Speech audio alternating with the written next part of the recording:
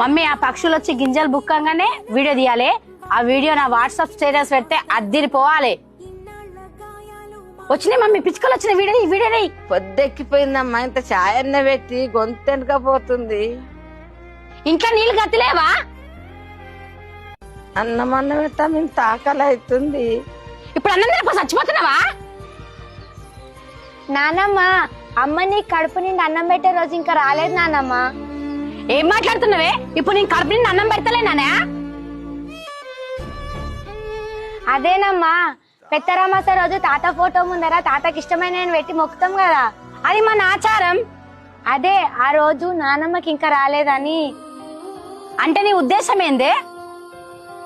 అమ్మా, ఆకలితో ఉన్నప్పుడు కడుపు నిండి అన్నం పెట్టండి, చనిపోయిన తర్వాత ఇష్టమైనవి అన్ని ఎన్ని పెట్టి ఏం లాభం అమ్మా? అమ్మా, ఒక్కసారి అమ్మా నాన్నల్ని అత్త మామల్ని పొడగొట్టుకున్న వాళ్ళని అడిగి చూడమ్మా, వాళ్ళ బాధ ఏందో నీ కళ్ళ గట్టినట్టు చూపిస్తారు. తప్పైంది మమ్మీ,